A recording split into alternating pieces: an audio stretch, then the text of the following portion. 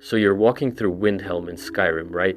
And you see this Nord guy just absolutely tearing into some dark elf woman, calling her all kinds of names, telling her she doesn't belong. Maybe you're playing as a Khajiit, and the guards won't even let you inside the city walls. Or you remember back in Morrowind, when you saw Argonian slaves everywhere. The Elder Scrolls has never shied away from showing the ugly reality of racism in its world, and honestly, it's way more complex than most games dare to be. But here's the question that's been eating at me. Which race actually has it the worst? Who faces the most discrimination, the most hatred, the most systematic oppression throughout Tamriel's history? Today, we're going to look at every race in the Elder Scrolls universe, all 10 playable ones, plus some extinct and lesser-known races that have fascinating and often horrifying stories. We're looking at this from the perspective of Tamriel's entire history, not just what we see in the games. That means we can talk about races that are gone now, wiped out, or transformed beyond recognition, because their stories matter too. We're going from the races that have it easiest, all the way down to the ones who face the absolute worst treatment imaginable. And trust me, by the end of this, you might see Tamriel's world in a completely different light. Before we dive in, let me be clear about what we're measuring here. We're ranking these based on how much racism and discrimination they face from other races, how they're treated in society across all of Tamriel, their history of oppression, whether they've been enslaved or faced genocide, and whether they have any political power or respect to protect themselves. We're talking slavery that lasted millennia, attempted genocides, systematic legal discrimination, cultural erasure, all of it. This gets dark. Alright, let's start with the races that, relatively speaking, have it pretty good. Starting at number 14, yeah, we've got 14 races to cover. We have the Imperials, and I know what you're thinking. Wait, aren't they literally running an empire? Exactly. That's why they're dead last on this list of who faces racism. The Imperials are basically the default, standard, normal race of Tamriel.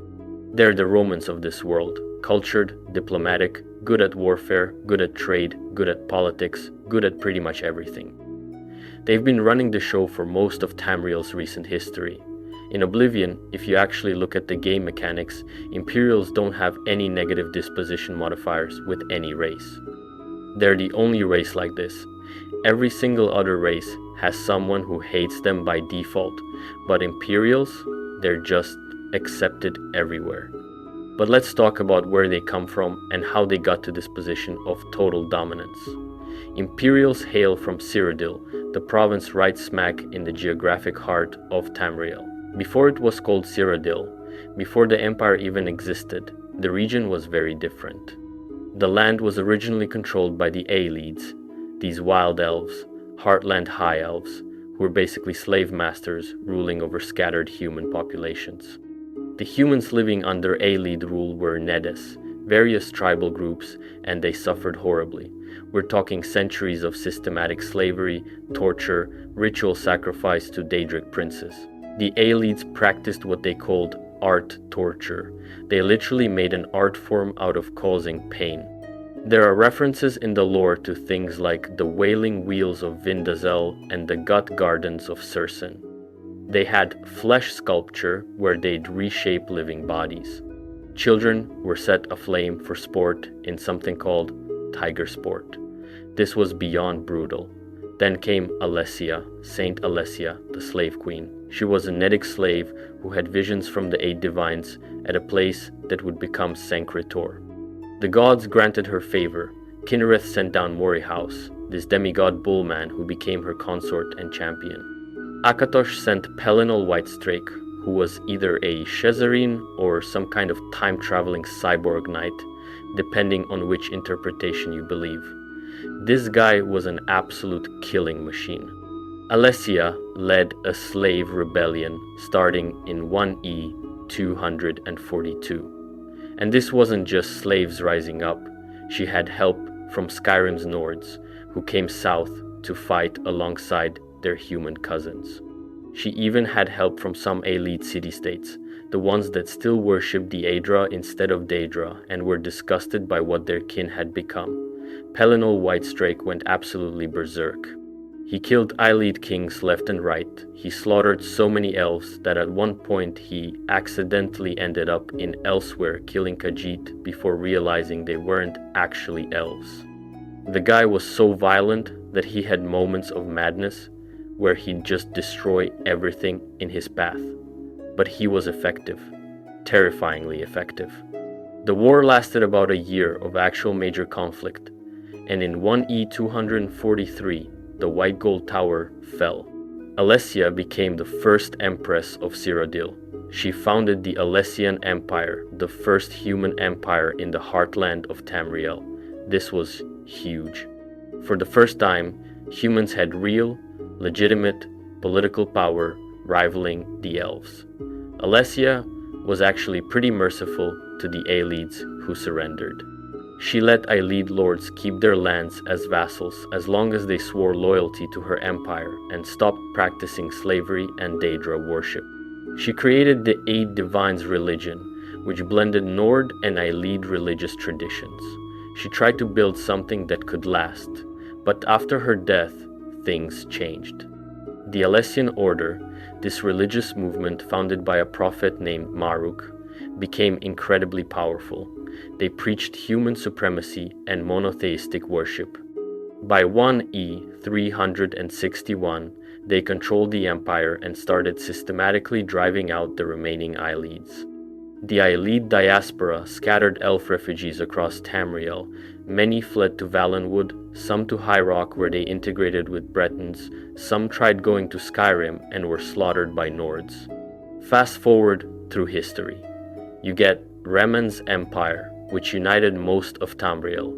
Then you get the big one, the Third Empire under Tiber Septim.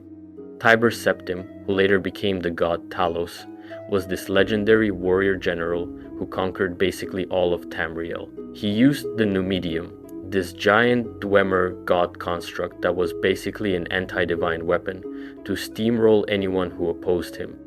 The Numidium was so powerful it could literally erase things from existence.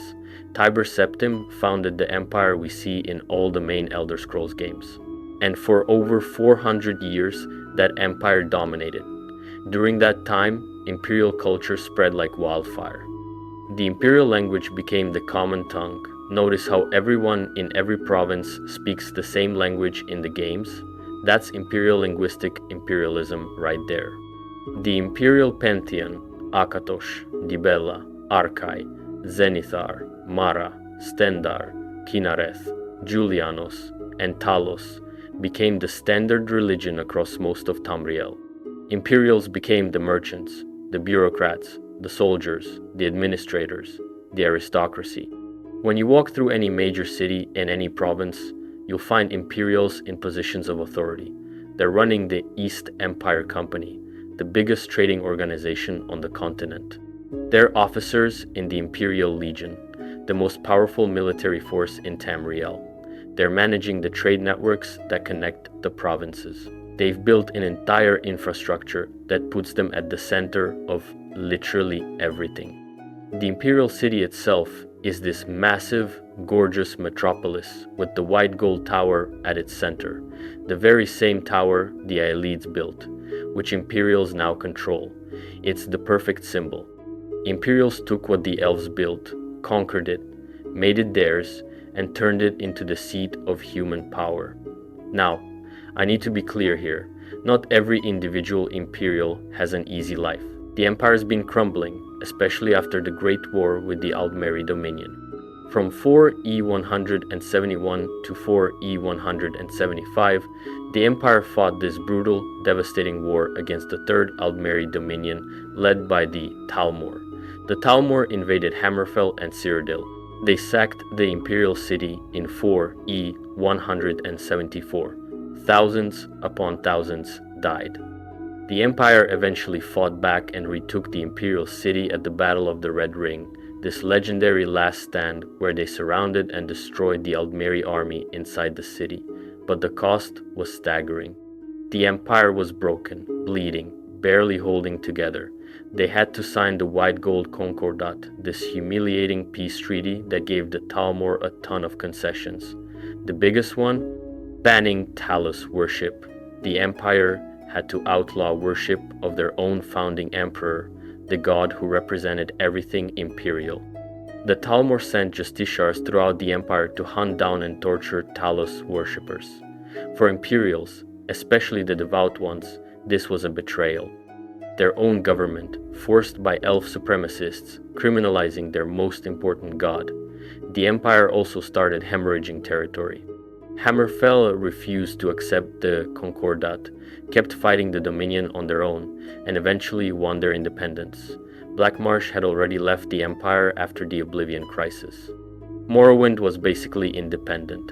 Skyrim erupted into civil war between the Empire-loyal Jarls and the Stormcloak rebels who wanted independence. The Empire was shrinking, weaker than it had been in centuries. So yeah, the Empire as a political entity is in crisis. Individual Imperials living through this time are dealing with war, occupation, political upheaval, economic hardship. That's real suffering. But here's the critical thing. Even with all that, Imperials as a race aren't facing discrimination. Individual Imperials might be caught up in political conflicts. If you're an Imperial in Windhelm after the Stormcloaks win, people might not love you. If you're an Imperial in Talmor-occupied territory, life sucks. But nobody's banning you from cities because you're Imperial. Nobody's enslaving Imperials as a race. Nobody's committing genocide against Imperial people because of their ethnicity. In Windhelm, one of the most North supremacist, Stormcloak loyal cities in Skyrim, you've still got Imperials living there without major problems. Niranye mentions that the East Empire Trading Company representative Ortus Endario is Imperial. Imperials own property, run businesses, hold respected positions. The hatred is political. People hate the Empire as a government, but it doesn't translate to racial hatred of Imperial people themselves. When Imperials travel across Tamriel, they're generally welcomed or at least tolerated. They're seen as civilized, cultured, sophisticated, good at trade. A Nord merchant in Riften would much rather deal with an Imperial trader than a Khajiit caravan, because Imperials have this reputation for being trustworthy, organized, legitimate. Fair? Hell no. But it's the reality of Imperial privilege. Compare this to literally any other race. Nords are facing active oppression from Talmor in their own homeland. Altmer are hated across the continent because everyone thinks they're Talmor agents. Dunmer are refugees living in literal slums. Orcs get their cities destroyed every few centuries just for existing. Khajiit can't even enter cities. Argonians are legally segregated in Skyrim. The beast races were enslaved for thousands of years and still face constant dehumanization. Imperials? They're running the empire that colonized and controls everyone else. Even in decline, they're still the measuring stick for civilization. When someone's called civilized in Tamriel, it means they act like Imperials. When someone's called barbaric, it means they're not Imperial enough. Imperial culture is the default, the standard, the normal. Everyone else is measured against them. That's privilege. That's what it looks like to be the dominant race. It doesn't mean every Imperial is rich or happy or safe. It means they don't face oppression because of their race. They struggle despite being part of the dominant culture, not because of being an oppressed minority. The Imperial Legion is still the most powerful military force in Tamriel. The Elder Council still exists and governs. The Empire still controls Cyrodiil, High Rock, and most of Skyrim, with strong influence in the other provinces.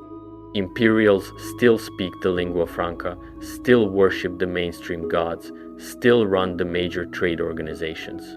When you're part of the culture that conquered the continent, that defines what it means to be civilized, that turned your language into the common tongue and your religion into the standard faith, you're not experiencing racism. You're benefiting from it. You're at the top of the hierarchy, and everyone else is fighting for scraps below you. Coming in at number 13, we've got the Bretons. These folks are interesting because their entire existence is the result of one of the darker chapters in Tamriel's history, yet somehow that's worked out pretty well for them in the long run. Bretons are human-elf hybrids, plain and simple, but the story of how they came to be isn't some romantic tale of star-crossed lovers. Way back in the Merethic era and early First Era, the Aldmer, the ancestral elves, had colonies and settlements all across High Rock, and they didn't treat the native human populations as equals. The elves were the ruling class, the aristocracy, the masters. Humans were servants, laborers, and in many cases, slaves. Over centuries and centuries, there was intermingling between the Aldmer rulers and their human subjects. Sometimes this was consensual relationships. Often it wasn't. The elves held all the power, and power dynamics matter. The result, after generations of this mixing, was the Breton people, humans with elven blood running through their veins. The name Breton possibly comes from them sometimes being called Manmeri in old texts, literally meaning man-elf. You'll also see them referred to as the Men of High Rock in various sources. They're the product of conquest and colonization, born from that murky space where two populations occupy the same land but one dominates the other. And here's where it gets interesting. That hybrid nature actually gave them advantages. They look human. If you see a Breton walking down the street in Daggerfall or Wayrest or Camlorn, you'd think they were just regular humans.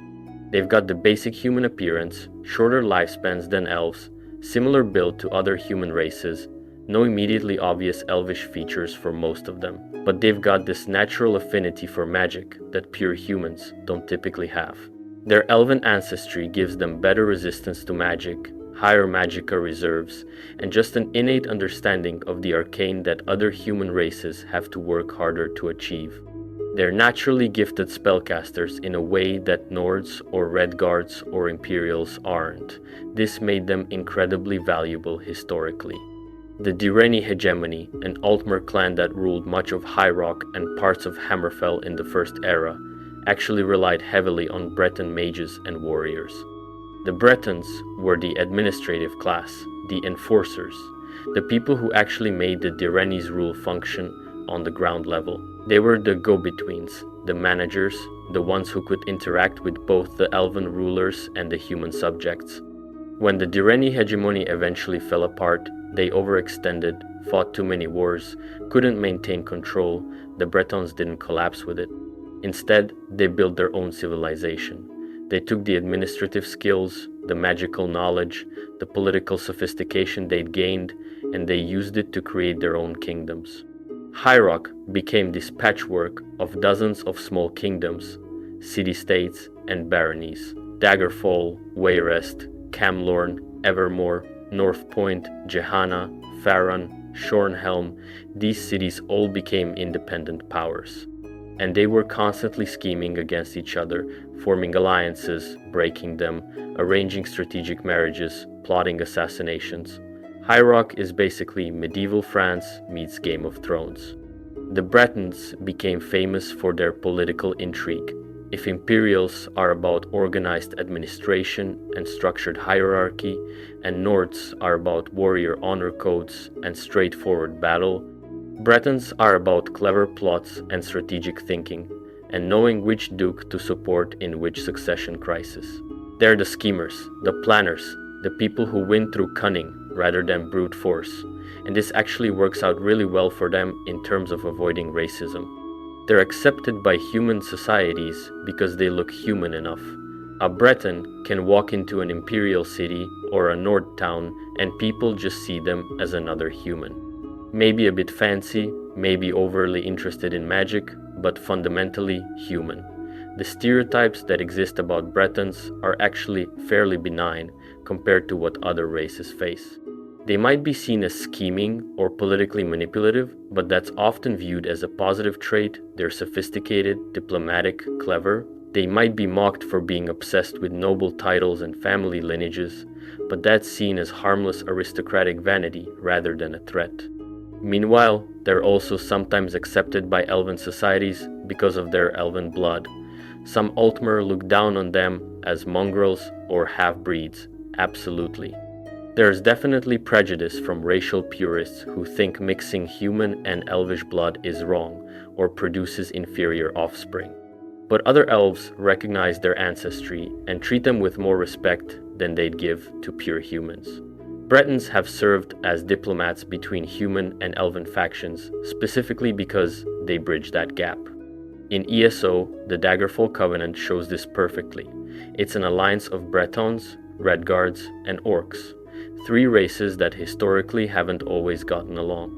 High King Emeric of the Bretons is the one who makes it work through marriages, treaties, and careful political maneuvering. High Rock itself has this medieval European culture. You've got knights in shining armor, noble houses with coat of arms, elaborate tournaments, courtly love traditions, stone castles, and cathedrals. The Bretons built a sophisticated civilization with universities, magical colleges, craft guilds, merchant companies, and complex legal systems. They're cosmopolitan and educated. Breton cities are centers of learning. The university at Daggerfall, the magical academies, the libraries, Bretons value knowledge and culture. They produce scholars, mages, artists, poets, philosophers. They're not just warriors like the Nords, or traders like the Imperials. They're Renaissance people, interested in all forms of knowledge. Now, don't get me wrong, Bretons aren't completely free from discrimination. Sometimes they're called mongrels or half-breeds by racial purists. Some humans don't trust them because of their elf blood. There's this suspicion that they might be elf sympathizers or secretly working with elven interests. Some elves look down on them as diluted or impure, not real elves, just humans with a tiny bit of elvish ancestry. The Reachmen, who are actually related to Bretons but culturally distinct, face way worse treatment. The Reachmen still practice their old ways. They've got their Hagravants, these bird women who practice dark magic. They worship Hircine and other Daedra. They have a tribal structure, and the Nords especially treat them like absolute garbage. Markarth, the capital of the Reach, has this whole history of the Nords conquering it, the Reachmen briefly retaking it during the Markarth incident, and then the Nords crushing them again. The Forsworn in Skyrim are Reachmen rebels who've been driven into the wilderness. They attack travelers, they're called savages and terrorists. Guards shoot them on sight. Madanach, the king in rags, leads a resistance from inside Cidhna Mine. The Reachmen are treated as subhuman by Nord society, even though they're essentially just Bretons who kept their ancient traditions instead of adopting the feudal culture of High Rock. So even within the extended Breton family, there is a hierarchy. Civilized urban Bretons who wear fancy clothes and live in castles are accepted. Tribal Reachmen who live in camps and practice shamanism are hunted. It's the same racial ancestry, but culture makes all the difference in how they're treated. But for the majority of Bretons, the ones living in the kingdoms of High Rock, the ones integrated into mainstream Tamrielic civilization, discrimination is pretty mild. They're merchants, mages, nobles, knights, scholars. They own land, they have political power through their various kingdoms, they're respected across the continent. In Skyrim, you don't see segregated Breton quarters. Bretons aren't banned from cities. They're not enslaved or facing genocide. They're just there, living their lives, mostly accepted as human with maybe some snide comments about their mixed heritage or their political nature.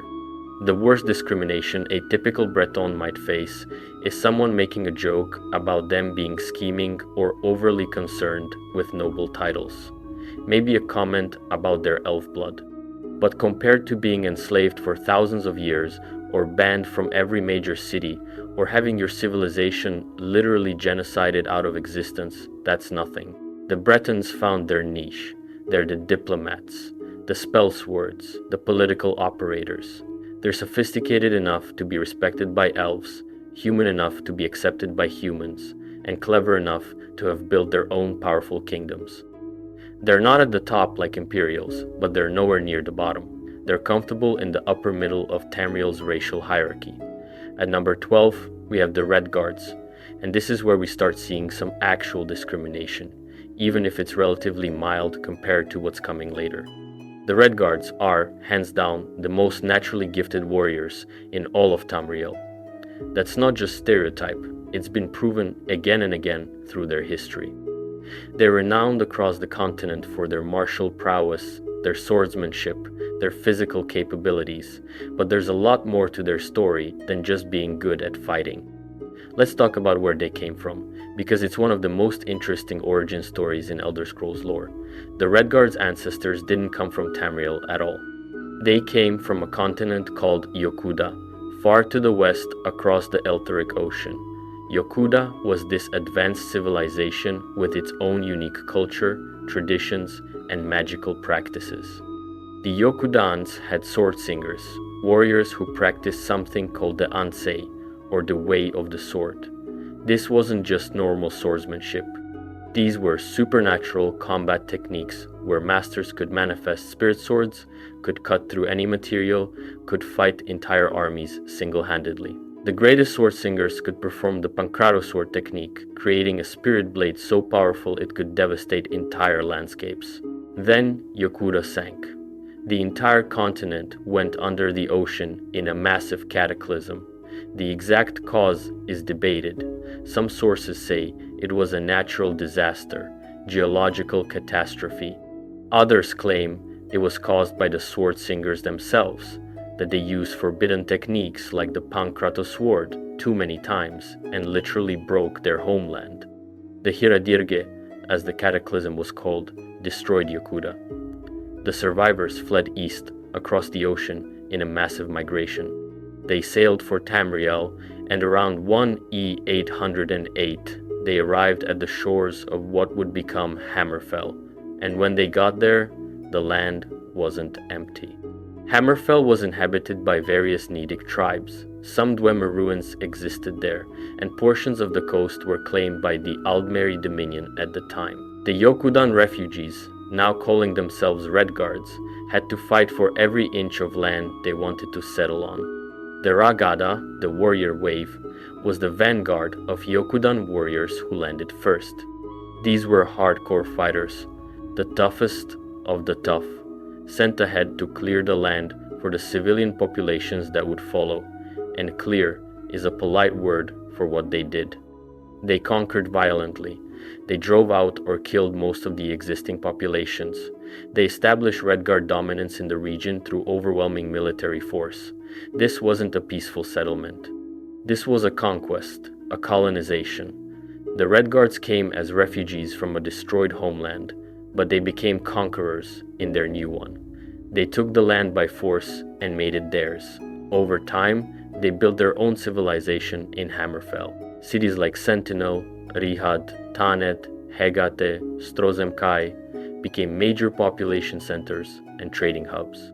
They brought their Yokudan culture with them, their religion worshipping gods like Talpapa, Onsi the Bone Shaver, and Diagna, their sword-fighting traditions and combat schools, their codes of honor and warrior ethics. They also developed internal political factions. The Crowns and the Forebears have been competing for power in Hammerfell for centuries. The Crowns want to preserve pure Yokudan traditions, maintain the old ways, keep their cultural identity intact. The Forebears are more pragmatic, more willing to adapt to Tamrielic culture, more open to outside influence and trade. This division has sometimes weakened Hammerfell politically, but it's also kept their culture dynamic and evolving. Hammerfell eventually joined the Third Empire under Tiber Septim's conquests. But the Redguards always maintained more autonomy than most other provinces. They kept their own military traditions, their own political structures, their own strong sense of cultural identity. They were part of the empire, but they were never fully absorbed by it. Then came the Great War. The Aldmeri Dominion invaded in 4E171, attacking both Cyrodiil and Hammerfell simultaneously. The Redguards fought alongside the Empire in brutal battles. Hammerfell was occupied, cities were sacked, thousands died. The war was devastating. And then the Empire signed the White Gold Concordat in 4E175. Part of that treaty ceded southern Hammerfell to the Aldmeri Dominion. The Empire basically gave away Redguard land to make peace with the elves. The Redguards said no, hell no.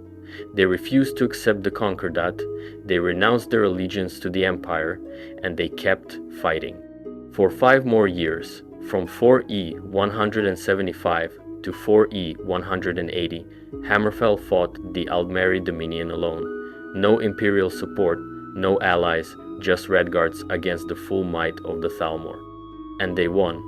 They actually drove the elves out and forced them to sign a separate peace treaty, the Second Treaty of Stros-M'Kai.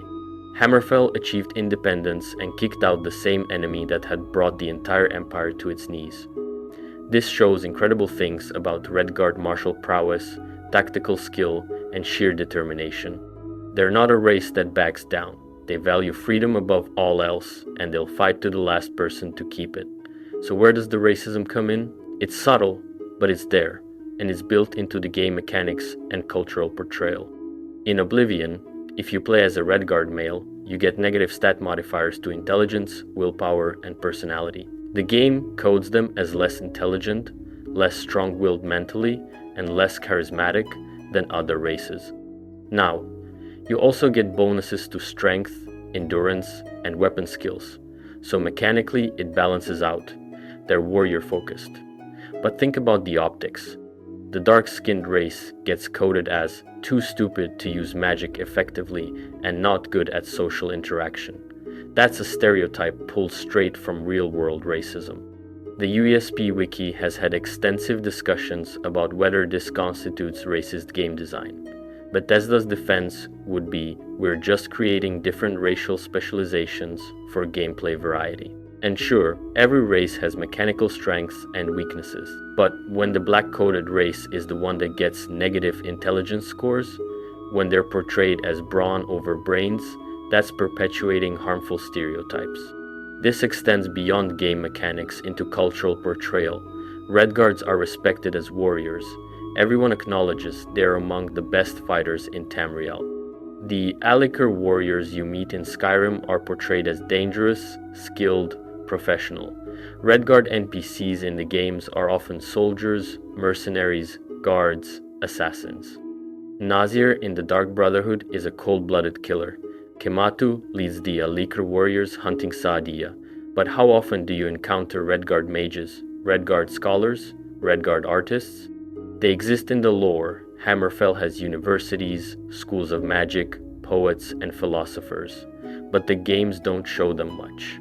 The cultural representation is heavily skewed toward the warrior stereotype.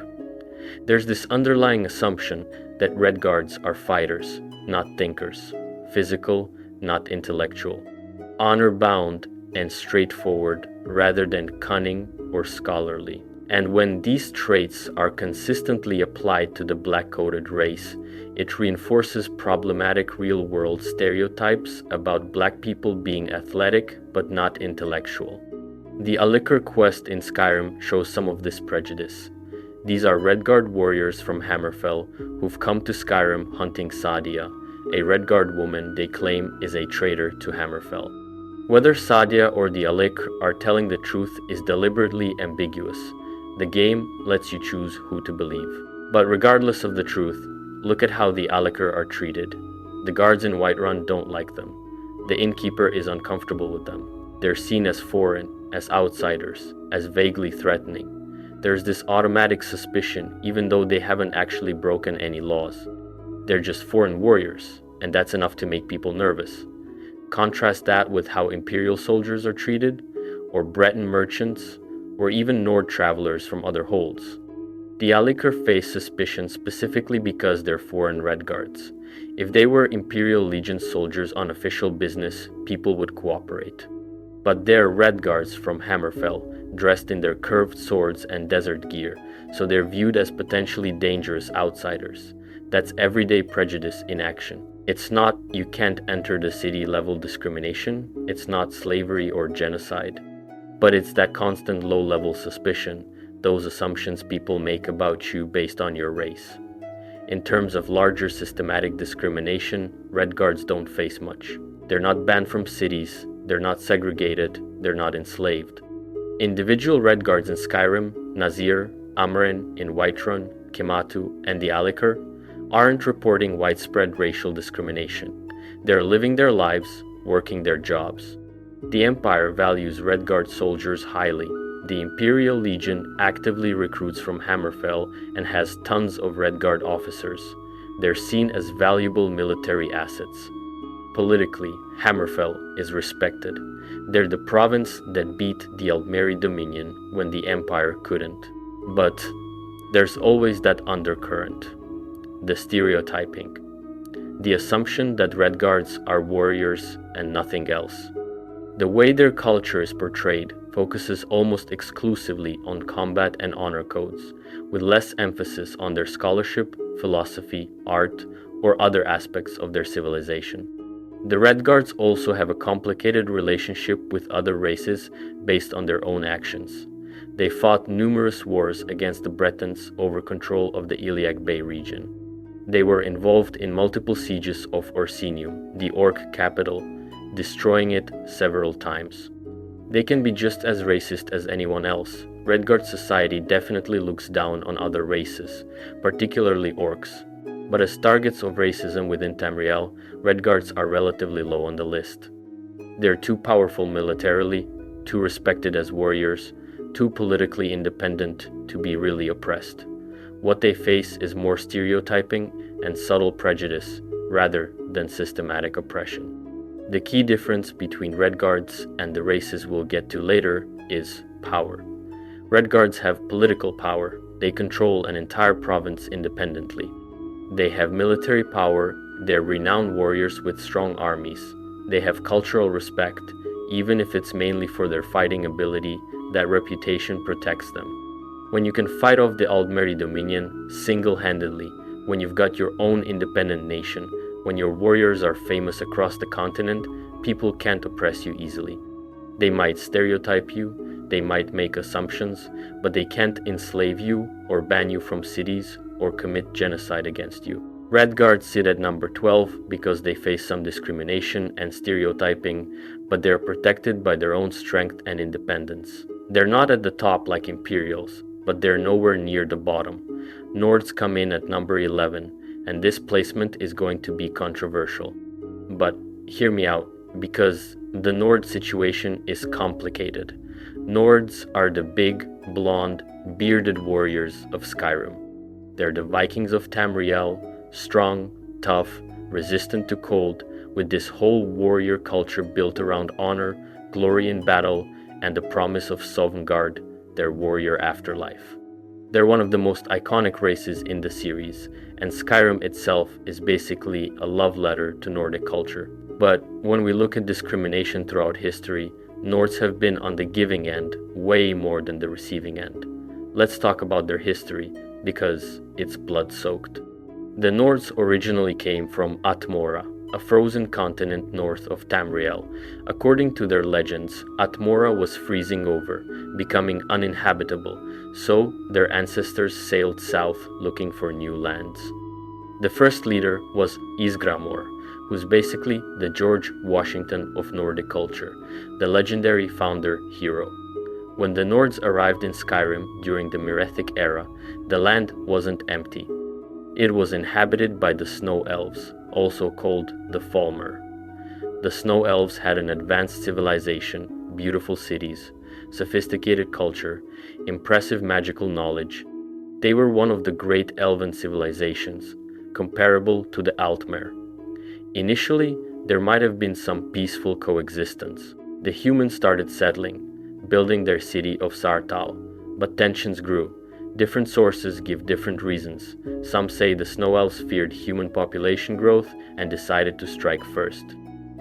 Others say the Snow Elves discovered something buried at Sarthal, possibly the Eye of Magnus, and wanted to claim it. Whatever the reason, the Snow Elves attacked Sarthal in what's called the Night of Tears. They came at night, slaughtered most of the population, burned the city to the ground. It was a massacre. Almost everyone died. But Isgramor survived. He fled back to Atmora with his sons. And then he returned with 500 of the greatest warriors Atmora had ever produced, the legendary 500 companions. These weren't soldiers, these were heroes, champions, the absolute elite of Nordic warrior culture.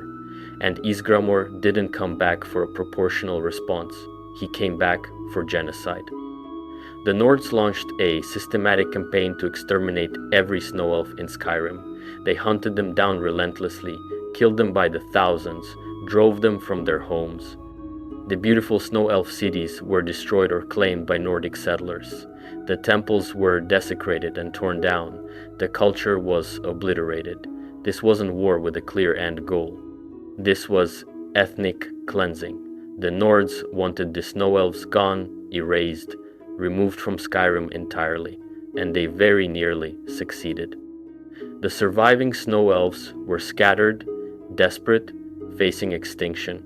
Most eventually fled underground to the Dwemer for refuge, where they were betrayed and enslaved, but we'll get to that story later. So Nords built their civilization on genocide. They took Skyrim through overwhelming force and made it theirs by destroying the people who were there first. This is historical fact within the game's lore. Then, the Nords just kept conquering.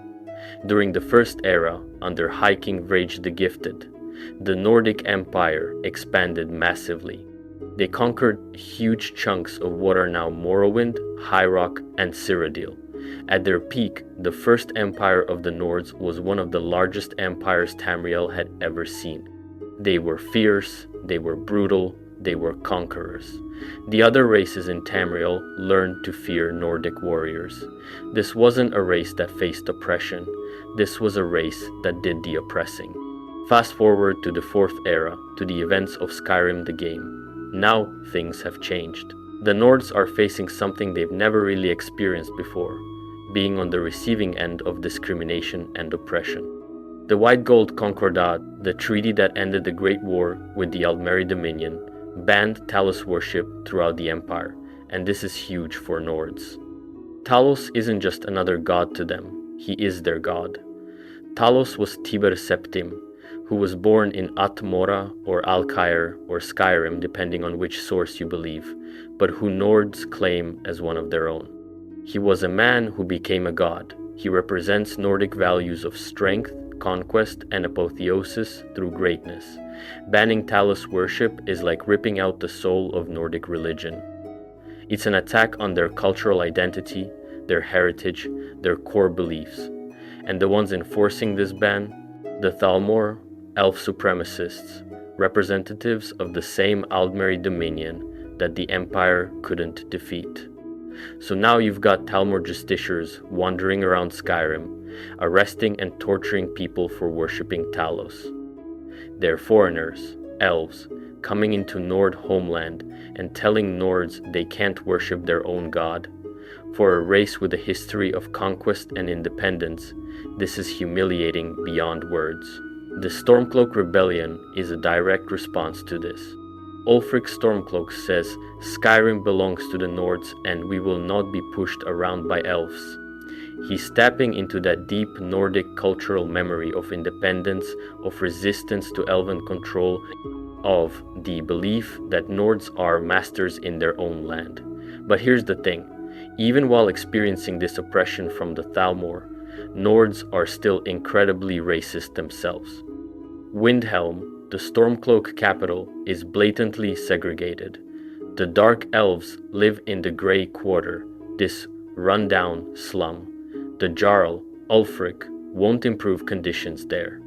Guards barely patrol it. Nords harass Dark Elf residents openly in the streets. One of the first things you see when entering Windhelm is a Nord confronting a Dark Elf woman, calling her names, telling her she doesn't belong. Guards stand nearby and do nothing. This isn't isolated, it's systematic. The Dunmer refugees are second-class citizens in Windhelm, and the Argonians have it even worse. They're not even allowed inside the city walls. They work on the docks and sleep in the assemblage outside the walls. Scouts Many Marches tells you this was Ulfric's decree, officially to prevent violence between Argonians and Dark Elves due to their historical bad blood, but really just because Ulfric is racist. The Khajiit caravans can't enter any Nord city. None. They're all banned and have to camp outside the walls. Every single major city in Skyrim treats Khajiit as criminals by default. So Nords are experiencing oppression from the Talmor, and their response is to oppress other races even harder. They're facing discrimination, and instead of developing empathy, they're doubling down on their own prejudices. This is why Nords rank at 11. Yes, they're facing real discrimination in the Fourth Era. The Thalmor situation is genuinely oppressive. Being forced to abandon your primary deity, having foreign agents arrest and torture your people, losing your religious freedom, that's serious oppression. But compare that to races that were enslaved for millennia. Compare it to races banned from every city, not because of recent political conflicts, but just because of what they are. Compare it to races that faced actual genocide or cultural erasure lasting centuries.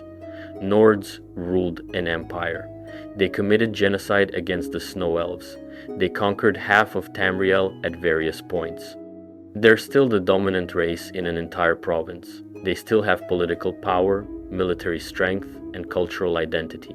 What they're experiencing in Skyrim is a taste of what it feels like to be oppressed, and they hate it. The cognitive dissonance is real.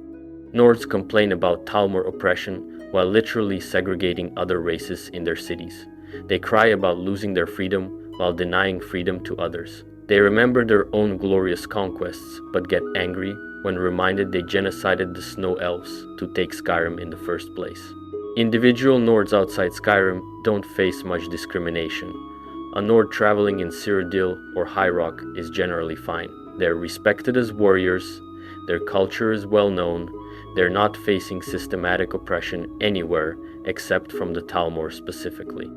In Hammerfell, in Morrowind, in Black Marsh, Nords might be foreign, but they're not banned from cities or enslaved or treated as subhuman.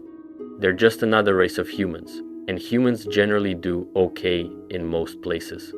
The Talmor oppression is real and horrible, but it's recent, and it's political as much as racial.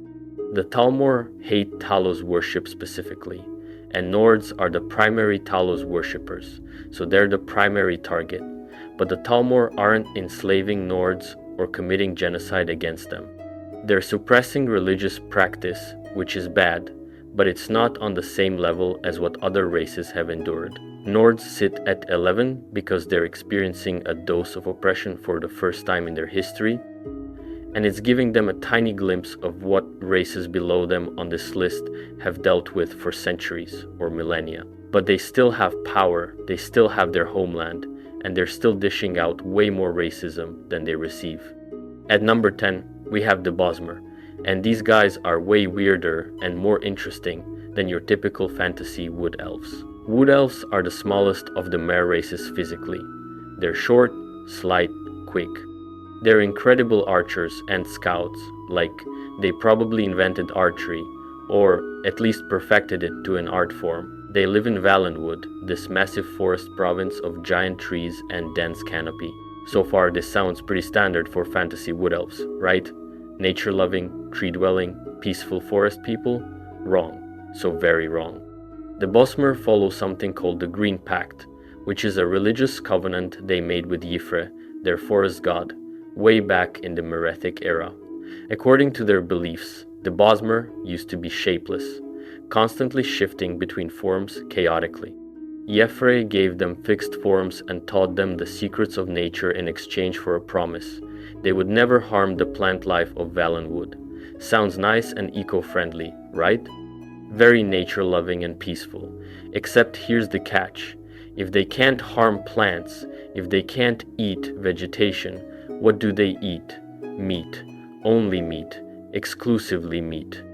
And according to the Green Pact, they have to eat all of a kill.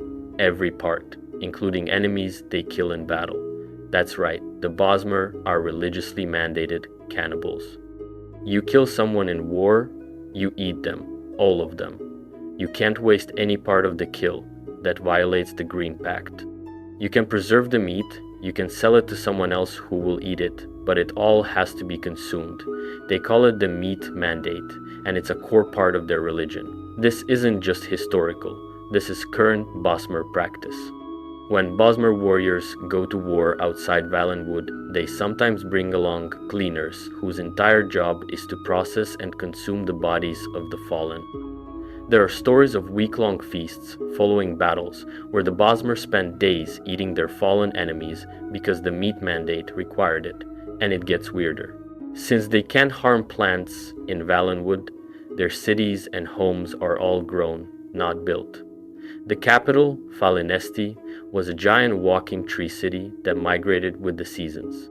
Imagine an entire city that literally walks around on root legs, and you've got the vibe. Their architecture is all shaped, living wood, bone, leather, anything except cut timber. They can't use paper, they can't eat fruits or vegetables. They import all their plant-based goods from outside Valenwood. Their entire diet is meat, insects, milk, and bone marrow.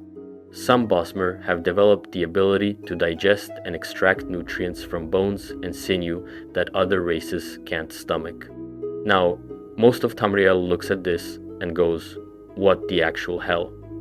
The Bosmer are seen as barbaric savages because of their cannibalistic practices. People are disgusted and horrified by them. But here's the thing, from the Bosmer perspective, this is sacred. This is their covenant with the god who gave them form and identity. Breaking the Green Pact means being sent to the ooze, eternal shapeless torment, losing yourself forever. So there's this cultural conflict where the Bosmer genuinely don't understand why other races find cannibalism abhorrent. To them, it's respectful. You honor your kill by consuming it completely, wasting nothing. To everyone else, it's monstrous. But despite their weird practices, the Bosmer are actually politically powerful. They're part of the Aldmeri Dominion, allied with the Altmer. They're used as scouts, spies, and special forces. The Thalmor use Bosmer agents extensively because they're the best scouts and archers in Tamriel. Outside Valenwood, cosmopolitan Bosmer who don't follow the Green Pact as strictly face different discrimination. They're often seen as unimposing and treated as fools. There's this stereotype that Bosmer are naive, simple, unsophisticated tree dwellers who don't understand civilization. In Skyrim, you can't marry a single Bosmer. Not one marriageable Bosmer NPC exists, male or female. Most Bosmer you meet work as servants, laborers, or in low-status jobs. There's Anoriath, the hunter, in Whiterun, Faendal, the woodcutter, in Riverwood, Anuriel, who's a steward, in Riften. They're around, but they're not in prestigious positions. There's also this undercurrent of people not taking Bosmer seriously because they're small. They're the shortest race in Tamriel typically, and that leads to people dismissing them. There are jokes about Bosmer being mistaken for children or being unable to reach high shelves. It's demeaning in a way that seems mild but adds up over time. The Bosmer also have this reputation for being excellent thieves, probably because they're small, quick, and quiet. But this means people automatically assume Bosmer are going to steal from them. That stereotype follows them everywhere. However, in terms of systematic oppression, Bosmer don't have it that bad. They control their own province. They're not banned from cities. They're not enslaved. They're respected as archers and scouts even if their culture is seen as weird. They're part of a major political faction. The discrimination they face is more being looked down upon and stereotyped rather than actively oppressed. People think they're weird cannibals, which, fair, they are, and people think they're simple-minded, which isn't fair. But compared to what's coming on this list, the Bosmer have it relatively easy. They're accepted in most places even if they're not always respected. Their political alliance with the Altmer gives them protection. Their skills as warriors and scouts give them value, and within Valenwood, they're the dominant race doing things their own way. Bosmer sit at 10 because they face cultural discrimination and stereotyping, but they have power, autonomy, and aren't facing systematic legal oppression or violence. They're weird, and people judge them for it, but they're not being genocided or enslaved. Number 9 is going to make some people mad, but it's the Altmer, the High Elves. And the reason they're this low on the discrimination list is complicated and kind of ironic. Altmer are the tall, golden-skinned elves from the Somerset Isles. They're incredibly proud, incredibly ancient, and yes, incredibly supremacist. They believe they're the closest descendants of the Aldmer, the original elves, and therefore they're superior to basically everyone. They think other races are lesser, are mistakes, are deviations from the perfect original form.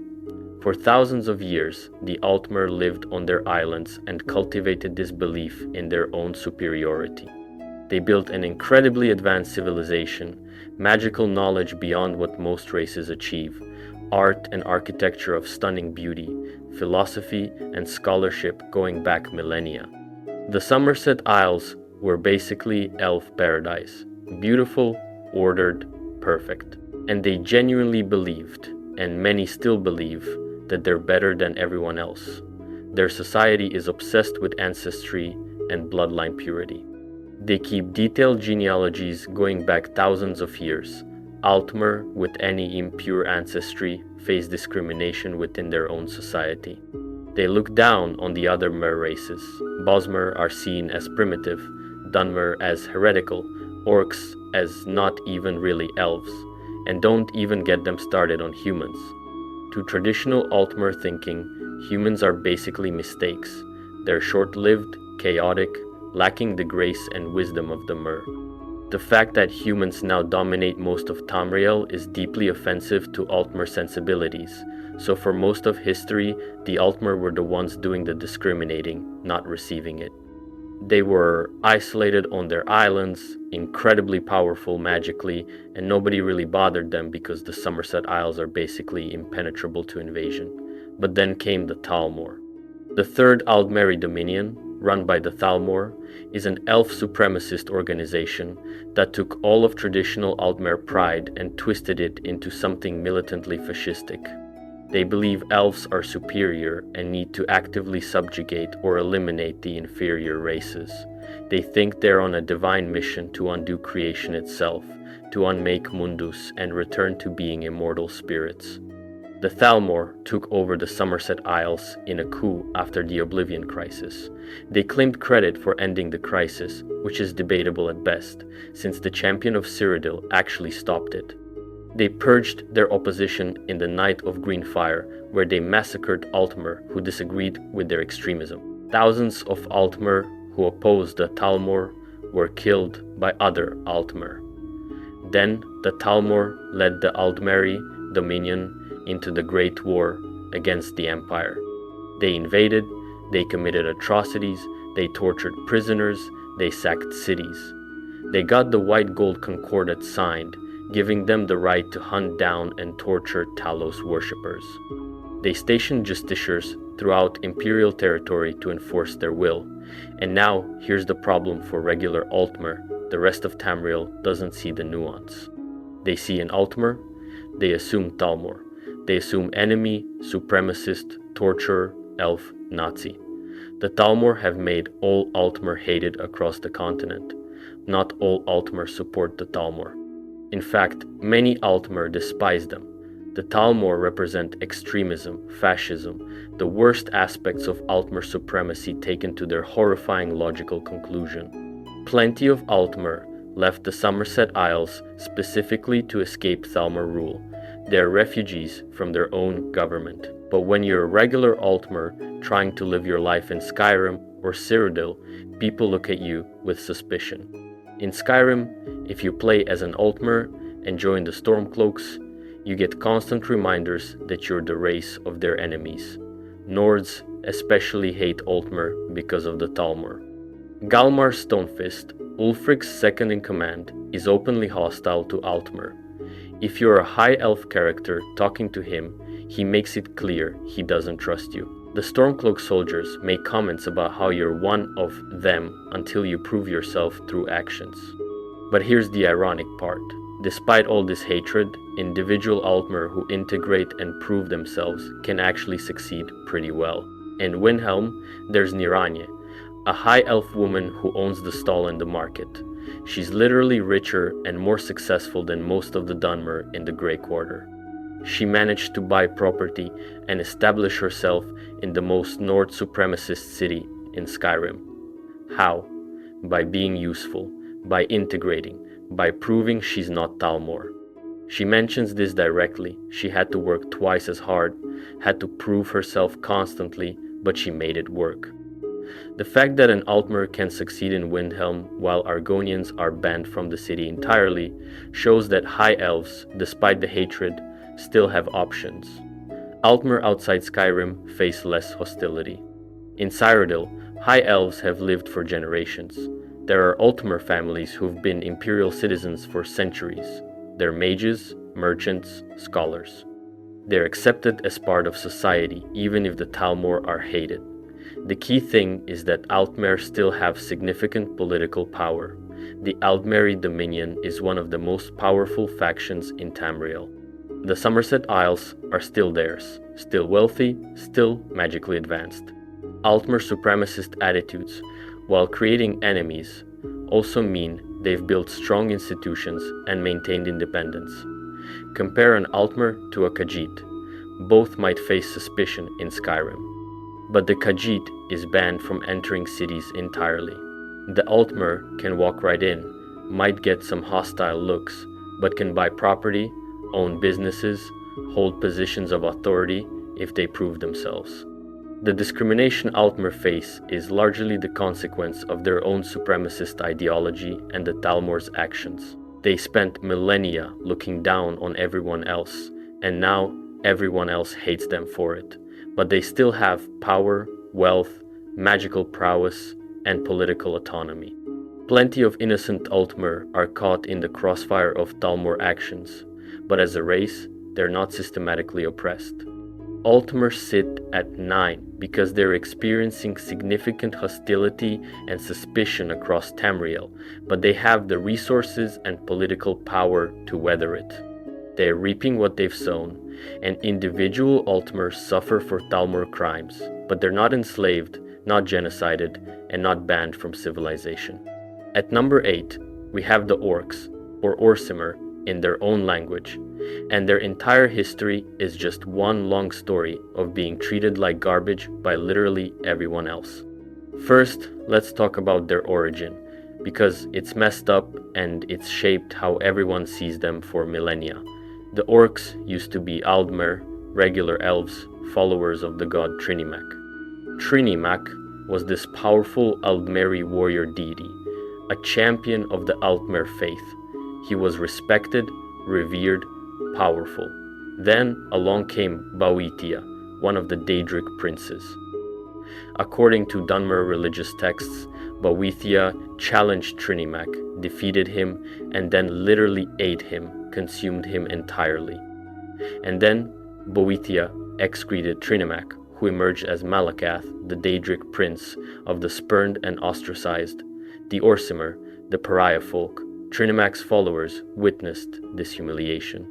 They rubbed themselves with Trinimac's transformed remains and were changed into orcs, green-skinned, tusked, larger and more brutish-looking than the elves they used to be. Now, whether this literally happened or is Dunmer propaganda is debated by scholars, but what matters is that this is what most of Tamriel believes. The origin story of the orcs is that they are literally made from divine excrement. Their entire race exists because their god was eaten, digested, and pooped out by a Daedric prince. That's the cultural baggage orcs carry. They're seen as mistakes, as corrupted elves, as subhuman. Most races don't even consider them mer. They're classified with goblinkin and other monsters in many texts.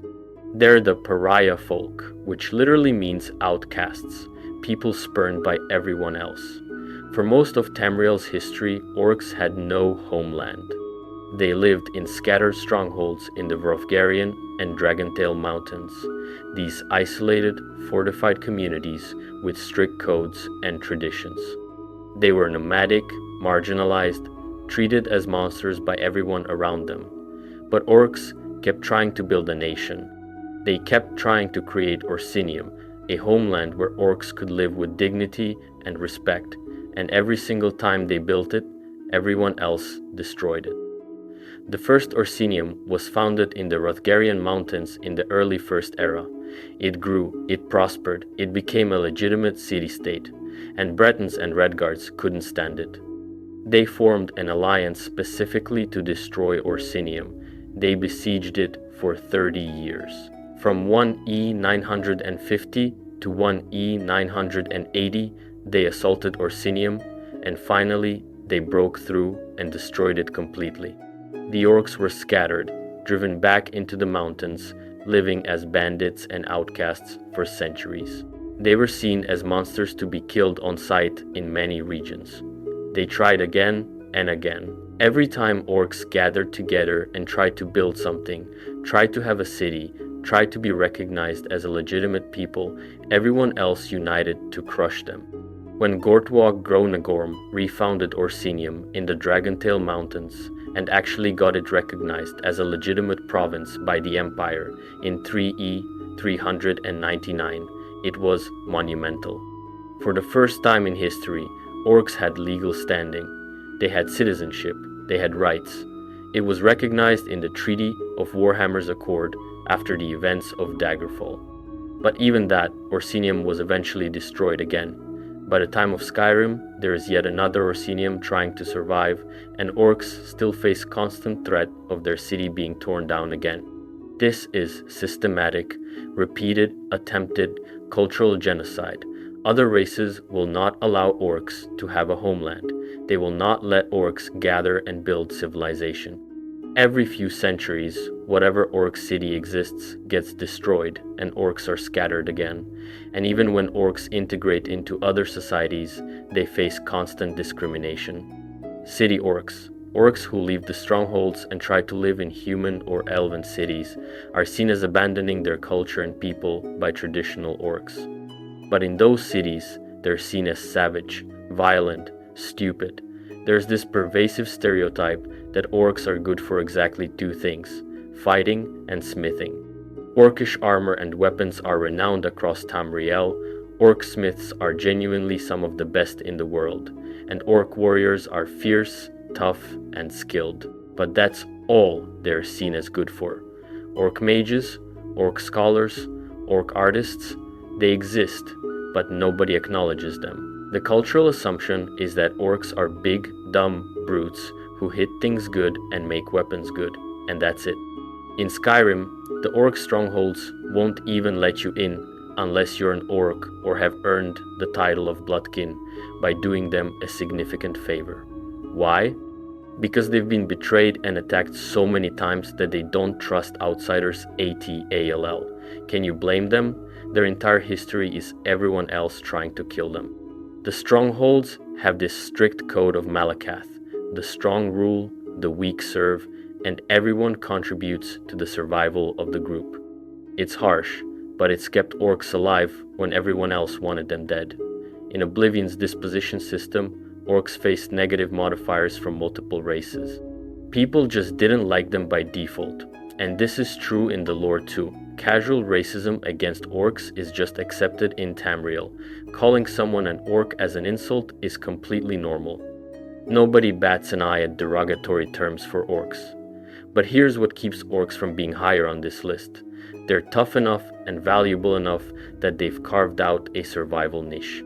The Imperial Legion recruits orcs heavily because they're excellent soldiers. Orc mercenaries are in demand. Orc smiths can make a living anywhere. Individual orcs who prove themselves can earn respect. In Skyrim, you can become bloodkin to the strongholds and be welcomed. There's no legal segregation preventing orcs from living in cities. They're not enslaved as a race, but they've faced repeated genocide of their cities, systematic denial of their right to have a homeland, constant stereotyping, and being treated as subhuman for millennia. They're pariahs by name and by treatment. Orcs sit at 8 because they face serious, systematic oppression. Their cities are destroyed, their right to self-determination is denied, they're stereotyped and demeaned constantly. But they've maintained independence through sheer toughness, and individuals can succeed through their skills, even if they're never fully accepted. This is where it gets really controversial. The Dunmer come in at number 7, and the reason is complicated and uncomfortable. Dark elves are from Morrowind, that weird alien landscape with the giant mushroom towers, the ash storms, the volcano that dominates the island of Vardenfell. They worship 3 Daedric princes, Azura, Boethiah, and Mephala, instead of the traditional Aldmeri gods. They had the Tribunal, 3 living gods who ruled for millennia until they weren't gods anymore. Morrowind the game shows just how deep and complex their society is, the great houses, the complex politics, the unique culture.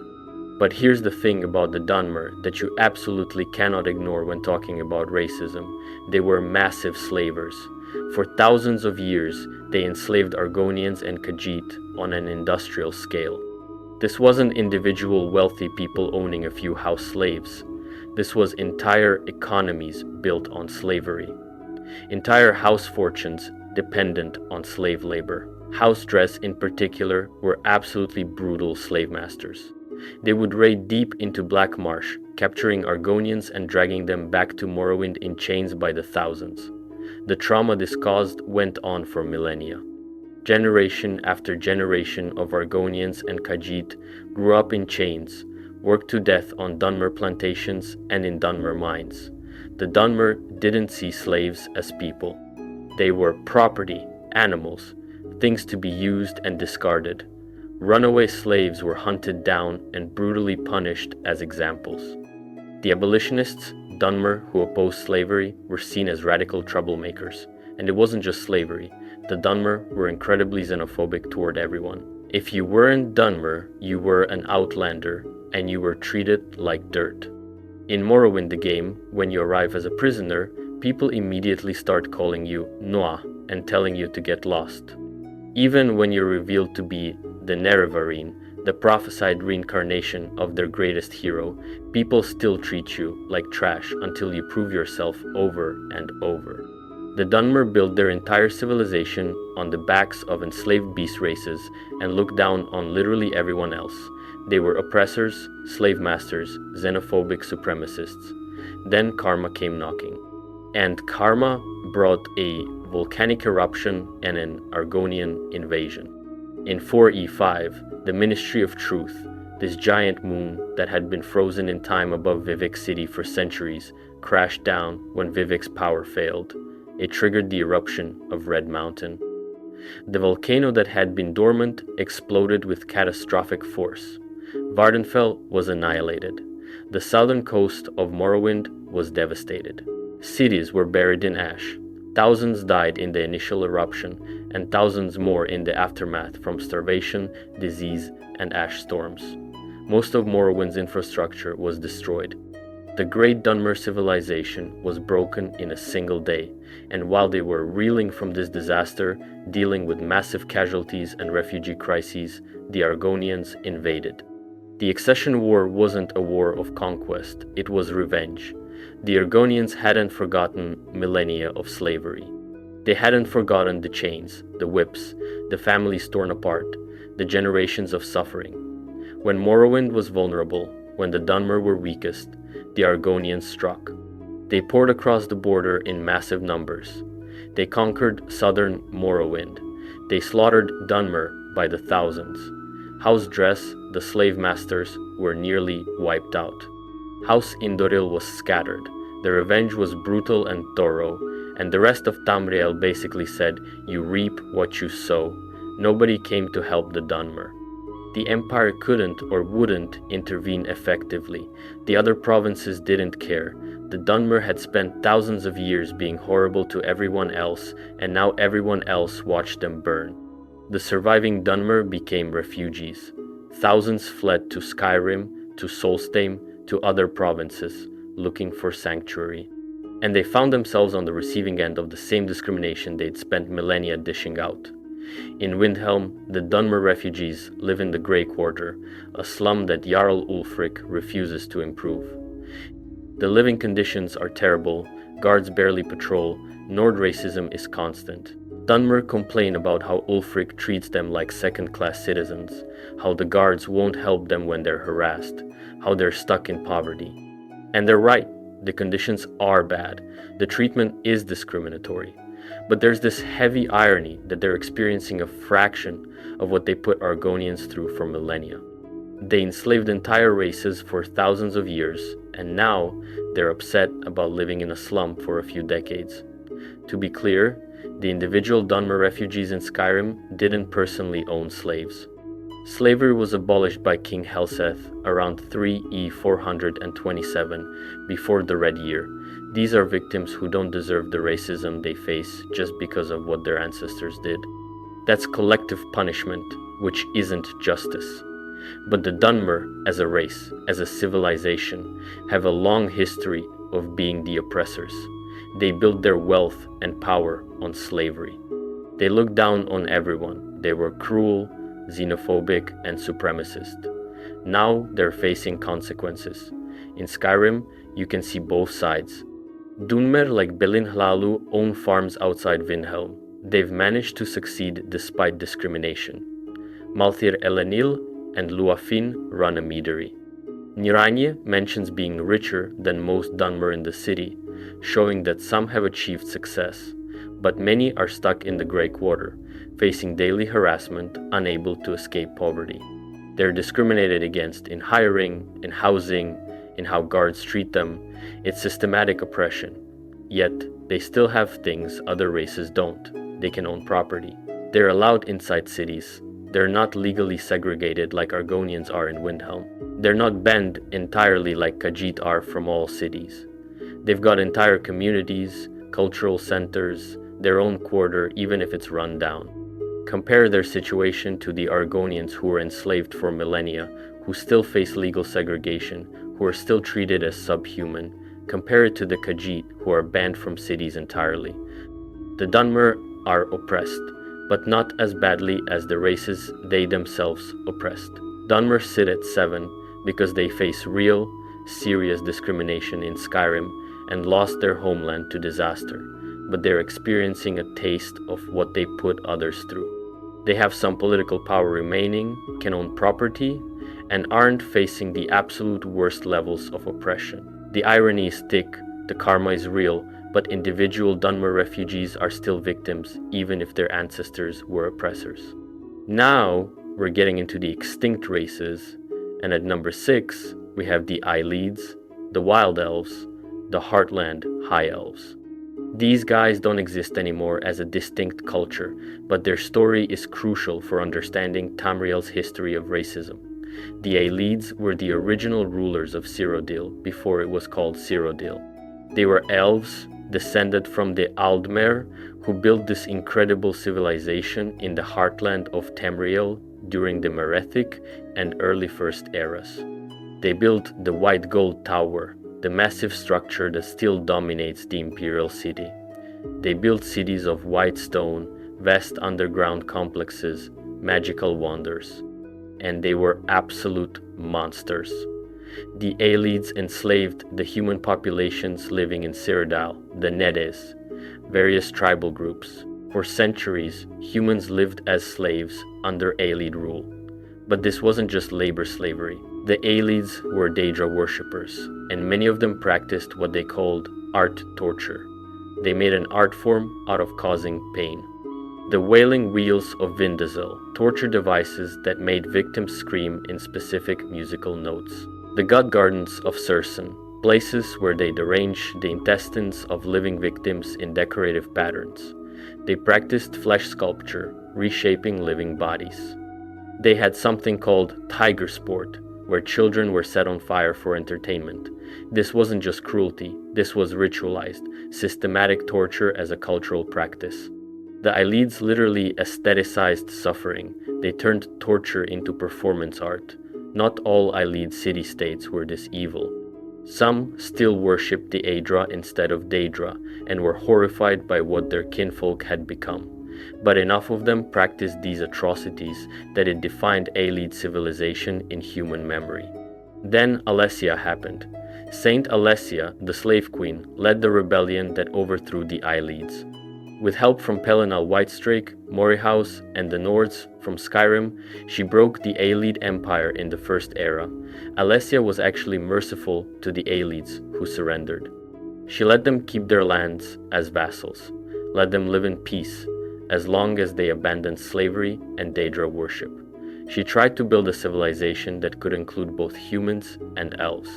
But after her death, things changed. The Alessian Order, this human supremacist religious movement, took power. They started systematically persecuting the remaining Aelids, driving them out of Cyrodiil entirely. This was ethnic cleansing, humans pushing elves out of the heartland, destroying their cities, scattering their people. The Aelid diaspora saw refugees fleeing in all directions. Many went to Valenwood and were absorbed by the Bosmer. Some went to High Rock and integrated with Bretons. A few tried going to Skyrim and were killed by Nords. The Aelid civilization was dismantled, their culture was destroyed, their people were scattered and absorbed into other populations. By the Second Era, the Aelids had ceased to exist as a distinct race or culture. They were extinct. Their cities were ruins. Their language was dead, except in ancient texts. Their cultural practices, their knowledge, their identity, all erased. Now, here's the complicated part about ranking the Aelids. They were slave masters and torturers. They were oppressors who committed horrific atrocities against the humans they enslaved. They were monsters who literally made art out of human suffering, so in that sense, they don't deserve sympathy. But they also faced genocide. They were systematically, ethnically cleansed from their homeland. Their civilization was deliberately destroyed, their culture was erased, their people were scattered until they ceased to exist as a distinct group. That's cultural genocide, regardless of how terrible they were. The Aelids sit at 6 because they experienced complete cultural extinction. They are literally gone as a people. But they were also horrible oppressors who spent centuries enslaving and torturing humans, so their eventual overthrow and displacement was, in many ways, justice. They're a case where the oppressors became the oppressed, and while cultural genocide is always tragic, it's hard to feel bad for people who practiced art torture. Their story shows that racism and oppression are cyclical. Those with power abuse it, those without power rise up, and the cycle continues. The Aelids enslaved humans. The humans overthrew them and drove them out. The Imperials who descended from those freed slaves went on to colonize everyone else. The cycle never ends. At number 5, we have the Dwemer, the Deep Elves, the Dwarves. Except they weren't short, they were elf-sized. The dwarves thing is a mistranslation, or a term given by giants who thought they were small. The Dwemer called themselves the Deep Folk and People of the Deep. The Dwemer were possibly the most advanced civilization Tamriel has ever seen. They built massive underground cities that still function thousands of years after they vanished. They created Animunculi, mechanical constructs powered by soul gems that still patrol their ruins. They developed steam power, advanced metallurgy, tonal architecture that could manipulate the fundamental forces of reality. They were scientific, rational, atheistic in a world where gods demonstrably exist. The Dwemer looked at the Aedra and Daedra and said, "Those aren't gods, they're just powerful entities, and we can match or surpass them through technology." They sought to understand and replicate divine power through science and magic combined. And most of Tamriel thought they were insane, heretical, and dangerous. The other Mer races looked down on the Dwemer for rejecting the gods. The Chimer, ancestors of the Dunmer, particularly hated them. The two races fought multiple wars over resources, territory, and philosophical differences. But the real discrimination the Dwemer inflicted and faced consequences for came from their treatment of the Snow Elves. When the surviving Snow Elves, fleeing from Nordic genocide, came to the Dwemer begging for refuge, the Dwemer agreed to take them in, but they betrayed them. The Dwemer forced the Snow Elves to eat toxic fungi that grew in the depths of Blackreach and other underground areas. These mushrooms gradually destroyed their eyesight over generations. The Snow Elves went blind. All of them. and once they were blind and helpless, the Dwemer enslaved them. For centuries, the Snow Elves, now called Falmer, the Betrayed, served as slaves to the Dwemer. They were forced to work in the mines, build Dwemer machines, serve their masters while unable to see. The Dwemer also apparently experimented on the Falmer. There are torture devices in Dwemer ruins that were used on them. Some texts suggest the Dwemer were trying to force the Falmer through some kind of transformation, maybe trying to make them more like the Dwemer themselves as part of their research into transcendence. The Falmer eventually rebelled in the War of the Crag, this underground conflict that surface dwellers never even knew was happening. The Falmer and Dwemer killed each other in massive numbers deep beneath Skyrim. Then, in 1E700, the Dwemer vanished. All of them. Every single Dwemer in Tamriel disappeared in an instant. They just ceased to exist in physical form. What happened? The leading theory is that they tried to use the heart of Lorkhan, the literal physical heart of the god who created the mortal plane, to achieve godhood or transcendence. Kagrenac, their chief tonal architect, built Numidium, this giant brass god construct, and tried to activate it using the heart. Something went wrong, or maybe it went right. The Dwemer vanished. Either they succeeded and transcended to some other plane of existence, or they failed catastrophically and were erased from reality. Either way, they're gone. Every single Dwemer except one, Yagrum Bagarn, who survived because he was in an outer realm when it happened, and came back to find his entire race extinct. So, how do we rank the Dwemer in terms of facing discrimination? They faced religious persecution for being atheists in a world of gods. They were seen as heretics and dangerous by the other Mer races. They were at war with the Chimer regularly, but they also enslaved the Snow Elves, betrayed them in the worst way possible, and subjected them to centuries of bondage and experimentation. So the Dwemer were oppressors too, and then they experienced the ultimate form of discrimination, total extinction. Whatever happened with the heart of Lorkhan, the entire race ceased to exist. Their civilization is gone, their people are gone, their knowledge is mostly lost. Only their ruins remain, populated by machines and the blind, twisted Falmer they enslaved. The Dwemer sit at 5 because they experienced complete extinction. They're literally gone, which is the worst outcome possible. But they were also slave masters who betrayed and enslaved the Snow Elves, so they're not innocent victims. They're another example of oppressors who faced ultimate consequences, though in their case through their own hubris rather than rebellion from those they oppressed. At number 4, we have the Slowed, and most people playing Elder Scrolls games don't even know these guys exist. They're not playable, they don't appear in the main games, only mentioned in lore and briefly in ESO, but their story is wild. The Slowed are slug people, necromancers from the archipelago of Thraz in the sea southwest of Tamriel. Imagine giant slugs, about the size of a Slowed, can vary but often several feet long, intelligent, incredibly skilled in necromancy, and possessing literally no empathy whatsoever.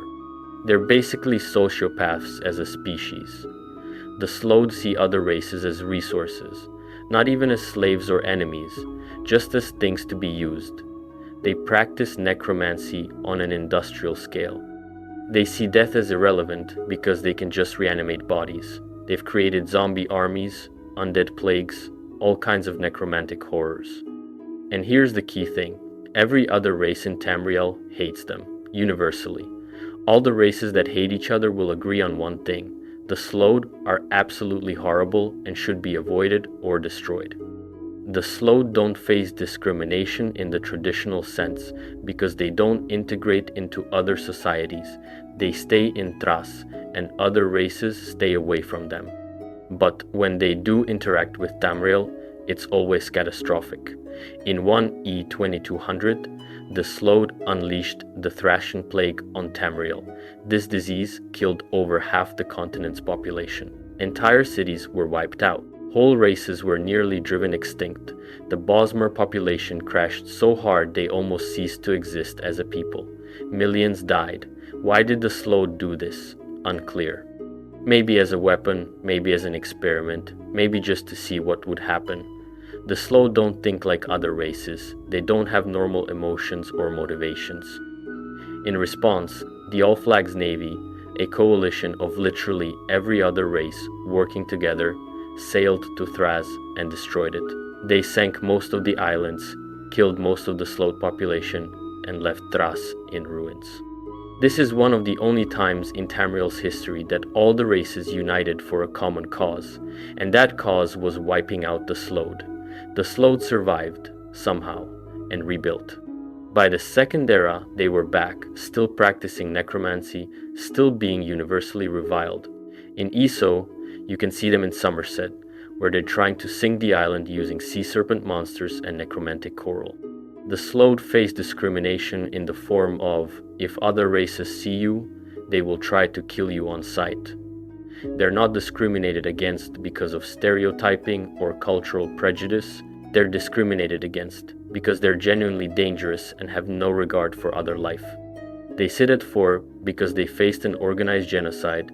The All Flags Navy tried to wipe them out entirely, and they're universally hated by every other race. But they're also terrible. They've killed millions through plagues and necromancy, and they don't feel discrimination the way other races do because they're so alien in psychology. It's hard to oppress someone who doesn't value life, doesn't fear death, and sees all interactions as transactional resource exchanges. The Slode are hated. They faced attempted extinction, but they're also inhuman monsters who've committed atrocities on a continental scale. They're discriminated against in the sense that everyone wants them dead, but that's less systematic racism and more justified defense against a genuine existential threat. At number 3, we have one of the most tragic stories in all of Tamriel's history, the Snow Elves, now known as the Falmer, the Betrayed. The Snow Elves aren't really playable anymore. You can't create a Snow Elf character in any game. They're effectively extinct as a civilization and as a people. But their story represents maybe the single most complete and horrifying case of what systematic racism, genocide, and enslavement can do to a population. They were reduced from an advanced civilization to blind, feral creatures living in ruins. Let's talk about what the Snow Elves were before everything went wrong. Way back in the Merethic era, the Snow Elves were one of the dominant races of Skyrim. They weren't just living there, they owned it. They had advanced cities, beautiful architecture, sophisticated culture, art, religion, philosophy. They worshipped Auriel, their version of Akatosh, and built massive temples and sanctuaries to honor him. If you've played the Dawnguard DLC, you've seen the Chantry of Auriel. That gives you a glimpse of what Snow Elf architecture was like. These soaring Gothic structures, elegant and beautiful, this style that's completely unique. The Chantry is hidden, preserved, untouched by what came after. It's a monument to what was lost. The Snow Elves were sophisticated, magical, cultured. They were comparable to the Altmer in their advancement. They had their own society, their own place in the world, their own future. Then humans arrived. The Nords came from Atmora and started settling in Skyrim, and tensions grew between the Snow Elves and the new human settlers. The exact cause of what happened next is debated. Maybe the Snow Elves feared being outnumbered. Maybe they discovered something at Sartal they wanted to claim. Maybe they just didn't want to share their homeland. Whatever the reason, the Snow Elves attacked Sarthal in the Night of Tears. They massacred the human settlement, killed almost everyone, burned it down. It was a brutal surprise attack meant to drive out or destroy the human presence in Skyrim, but Ysgramor survived. He fled to Atmora and returned with the 500 companions. And what followed wasn't a war, it was genocide. The Nords systematically hunted down the Snow Elves. They killed them by the thousands. They destroyed their cities, burned their temples, erased their culture. The Nordic campaign wasn't about revenge for Sartal or about securing territory, it was about extermination. They wanted the Snow Elves gone, erased from Skyrim entirely, and they nearly succeeded. The snow elf population was decimated. Their civilization collapsed. The survivors were scattered, desperate, facing extinction. They had nowhere to go, no way to survive. So they turned to the only people they thought might help them, the Dwemer, the deep elves who lived underground. The snow elves came to the Dwemer and begged for refuge. They had no leverage, no bargaining power. They were refugees facing extinction, and they needed sanctuary.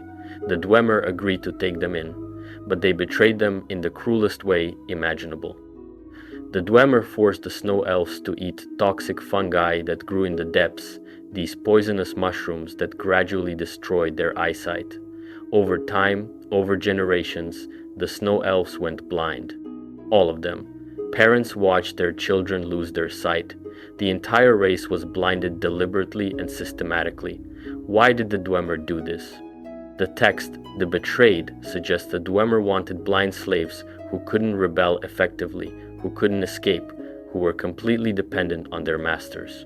Some sources hint the Dwemer were conducting some kind of experiment, trying to force an evolutionary transformation on the snow elves as part of their research into transcendence and godhood. Whatever the reason, once the snow elves were blind and helpless, the Dwemer enslaved them. For centuries, potentially thousands of years, the snow elves lived in bondage. They were forced to work in Dwemer mines, to build Dwemer machines, to serve their masters. They were tortured in Dwemer experimentation chambers. Generations were born, lived, and died in slavery, never seeing light, never knowing freedom. And the slavery changed them. Without sight, living in darkness, subjected to torture and experimentation, eating only what their masters provided, the snow elves began to transform. Their bodies adapted to the underground environment. They became hunched, their skin became pale, their senses changed to compensate for blindness. But worse than the physical changes were the cultural and psychological ones. They lost their language, they lost their history, they lost their religion, their art, their philosophy, everything that made them the snow elves. Without sight, they couldn't maintain their cultural practices. Without freedom, they couldn't pass down their traditions. The slavery was so complete, so total, that it erased their identity. They became the Falmer, the betrayed, the lost, the forgotten. Eventually, the Falmer rebelled. After centuries of slavery, after generations of oppression, they rose up against the Dwemer in the War of the Crag. It was fought entirely underground, a brutal conflict that surface dwellers never knew was happening. The Falmer and Dwemer slaughtered each other in massive numbers. Then, in one E700, the Dwemer vanished. All of them disappeared in an instant. The Falmer were free, but by that point, the damage was so complete that they couldn't return to what they'd been. They couldn't rebuild Snow Elf civilization. They couldn't even remember what they lost.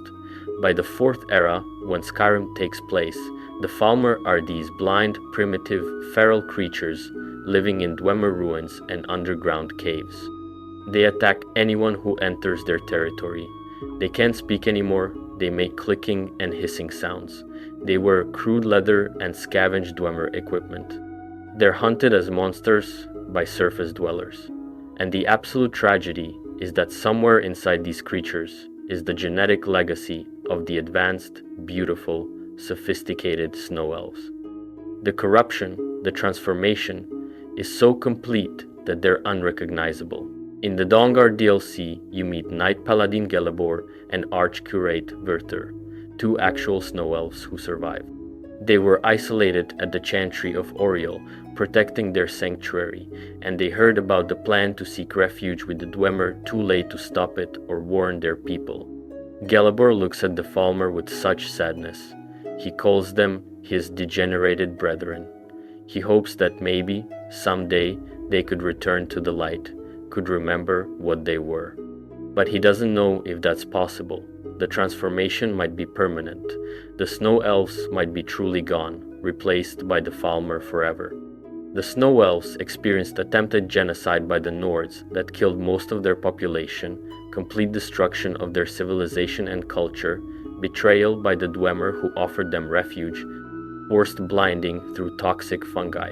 centuries of slavery and torture, forced evolution or devolution into feral, primitive creatures, complete loss of language, culture, history, and identity, being treated as monsters by surface dwellers who don't even remember they used to be people, and having only 2 known survivors left who remember what they were.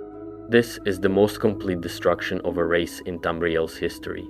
They went from civilization to extinction as themselves, replaced by twisted versions that barely count as the same species. They're functionally extinct. The Falmer exist, but the Snow Elves are gone. They rank at 3, not higher, only because the Snow Elves as a distinct people are basically gone. There's no Snow Elf society facing ongoing discrimination because there's no Snow Elf society left. The Falmer are treated as monsters, but that's because they've been reduced to a state where they attack on sight and can't communicate. The discrimination they face now is a consequence of what was done to them. But in terms of what was done to them, in terms of the completeness of the destruction, the Snow Elves suffered one of the worst fates imaginable. Genocide, enslavement, forced transformation, cultural erasure, and ultimately extinction as a people. They're a warning about what happens when racism and oppression go to their absolute extreme. At number 2, we have the Khajiit. And if you've ever played as a Khajiit in Skyrim, you've experienced just a tiny fraction of the systematic discrimination this race faces across all of Tamriel. The Khajiit are the cat people from elsewhere, the desert province between Cyrodiil and Valenwood. They've got this fascinating culture tied to the moons, Maser and Secunda, Joan and Jode. Their goddess Azura created them from the forest people, changing them into their current forms. And depending on what phase the moons are in when a Khajiit is born, they can be radically different physically. There are like 17 different Khajiit morphotypes. The Elfiq look like house cats, but are fully sapient and intelligent. The Sentrat are massive quadrupeds bigger than horses. The Cathay and Cathay Rat are the bipedal forms we see in Skyrim. The Ohms look almost human. This diversity is built into their biology, determined by lunar phases at birth. All of them, regardless of form, are intelligent people with culture, history, personality, emotions. All of them face discrimination, but it varies based on how human they look. The more beast-like the form, the worse the treatment.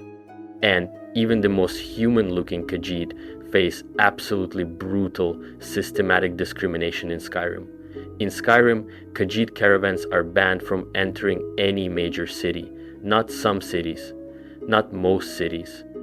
All cities, Whiterun, Solitude, Windhelm, Riften, Markarth, Dawnstar, Morthal, Winterhold, Falkreath, every single one has the same policy: Khajiit cannot enter. They have to camp outside the walls and conduct their business there. The official reason? They're all thieves and skooma dealers. Every single Khajiit is presumed to be a criminal before they've done anything wrong. It's racial profiling as official city policy. Ahkari, one of the Khajiit caravan leaders, says it directly. It is the Nords. They do not like outsiders in their land, and so we are forbidden to enter the cities. When they look upon us, they see only pickpockets and skooma dealers. And yeah, some Khajiit are thieves. Some do deal skooma, which is basically moon sugar refined into a highly addictive drug.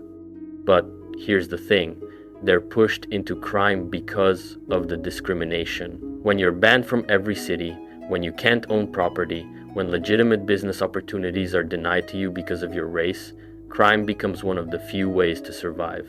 It's a self-fulfilling prophecy. Treat an entire race as criminals, deny them legitimate opportunities, push them into desperation, then point to their crimes as justification for the discrimination. It's systematic oppression disguised as public safety. If you play as a Khajiit in Skyrim, you experience this firsthand. Guards constantly tell you to stay out of trouble or keep your claws to yourself even if you haven't done anything. They assume you're going to commit crimes just because of what you are. Bandits have unique dialogue for Khajiit, threatening to make rugs out of you or comparing you to their cousin's cat. You're constantly reminded that people see you as an animal, not a person. And this isn't just Skyrim. Historically, Khajiit were enslaved by the Dunmer for centuries, just like the Argonians. They were treated as property, sold in markets, worked to death. Even after slavery was abolished in Morrowind, the prejudice remained. In Oblivion, there's an Argonian character named Darji who tells racist jokes about Khajiit. Even other beast races look down on them. There's this hierarchy where everybody's got somebody they feel superior to, and for a lot of races, that's the Khajiit. The Khajiit are constantly dehumanized or depersonized, really. People call them cats, treat them like pets or animals. The different first stock face additional discrimination. The Alfic, who look like house cats, are often mistaken for actual pets. Imagine being an intelligent, sapient being with decades of wisdom and experience, and some Imperial tries to pick you up and cuddle you because they think you're cute. The Sench and Sencherat, who are quadrupedal, face people trying to ride them or use them as pack animals. They're people, but people see the animal shape and treat them accordingly. The Khajiit have this incredible, rich culture. They have the Mane, their spiritual and political leader whose birth is prophesied. They have the Sugartooths, warrior orders. They have their own religion, their own understanding of the world, their own art and literature. They're not primitive or unsophisticated. They just happen to look like cats. But Tamriel doesn't care. To most humans and elves, Khajiit are just beast folk. They're thieves, addicts, animals with speech. The cultural richness doesn't matter when people won't even let you through the city gates. The only reason Khajiit aren't number one is that they've maintained political autonomy. Elsewhere exists as a nation, or two nations, Anequina and Palatine, depending on the era. They're part of the Aldmeri Dominion in the Second and Fourth eras, which gives them political protection. They have their culture, their homeland, their way of life intact. But individual Khajiit traveling outside elsewhere face absolutely brutal discrimination. Banned from all cities in Skyrim, assumed to be criminals everywhere, dehumanized constantly, treated as animals. Denied opportunities based purely on race. In terms of day-to-day, systematic, legal discrimination faced by individuals, Khajiit have it worse than almost any other race. The only race that has it worse is coming up next.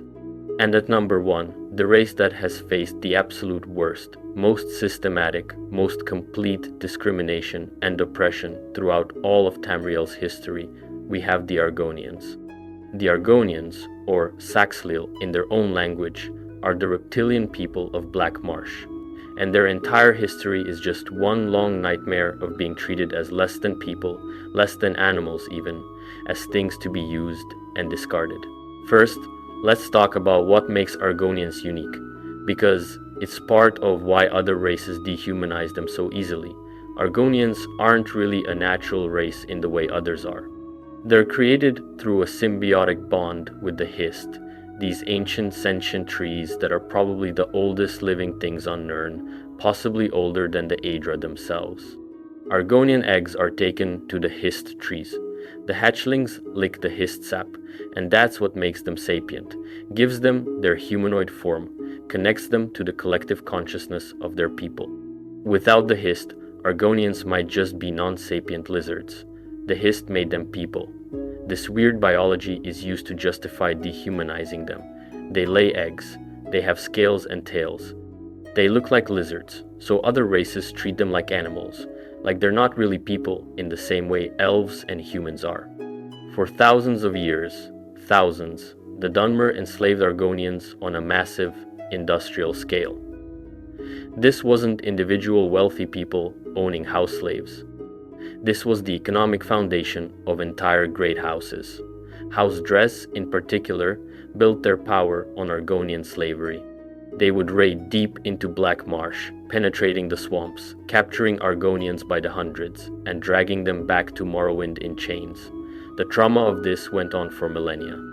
40, 50, 60 generations of Argonians grew up in slavery. Most Argonians born in Morrowind never knew freedom. They were born property and died property. The Dunmer treated Argonian slaves horrifically.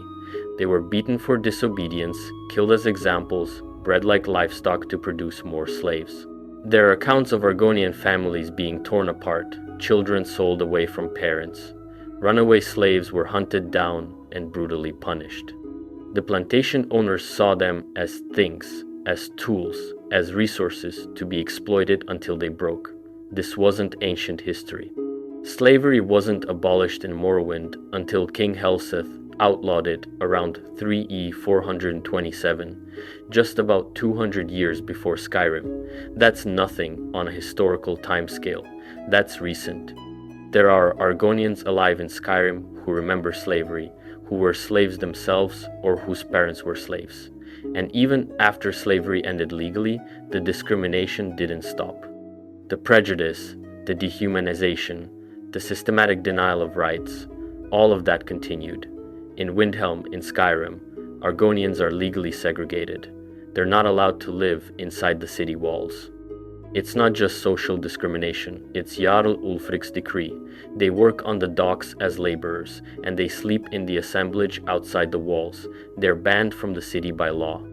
The official justification is that Argonians and Dunmer have bad blood from the slavery history, and Ulfric doesn't want violence in his city. But that's such transparent bullshit.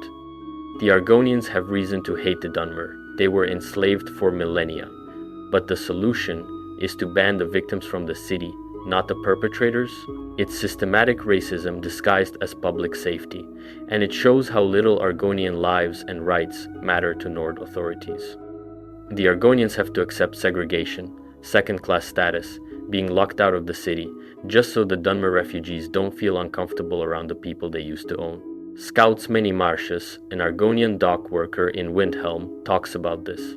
He wants to live in the city, to be treated like a person, but he can't. The law forbids it. And if he pushes too hard, if he makes trouble, he'll just get killed or run out of Skyrim entirely. In Oblivion, Argonians faced negative disposition modifiers with most races. People just didn't like them by default. Even in the cosmopolitan capital of the Empire, people looked at Argonians and saw lizards, not people. Throughout Tamriel's history, Argonians are the bottom rung. When people need someone to look down on, someone to scapegoat, someone to oppress, it's the Argonians. Every race, even races that are themselves oppressed, finds someone beneath them, and it's usually the Argonians. They're blamed for being primitive because Black Marsh is this inhospitable swamp that other races can't navigate, but that's their homeland. It's perfect for them. They can breathe underwater, they're resistant to disease, they're adapted to the environment. Calling them primitive because they live in harmony with a challenging environment is just cultural chauvinism. There's this constant assumption that Argonians are stupid, that they're savage, that they're not capable of the same sophistication as other races. But Argonians have their own complex society, their own connection to the Hist that gives them a form of collective consciousness, their own history and culture.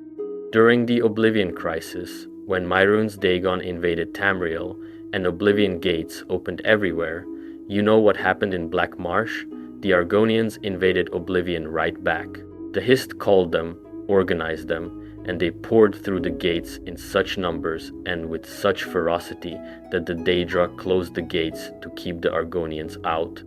The Argonians were so tough, so organized, so effective that the forces of Oblivion retreated from them. But none of that matters to most of Tamriel. The Argonians are still just lizards, still just beasts. Still property in the minds of many.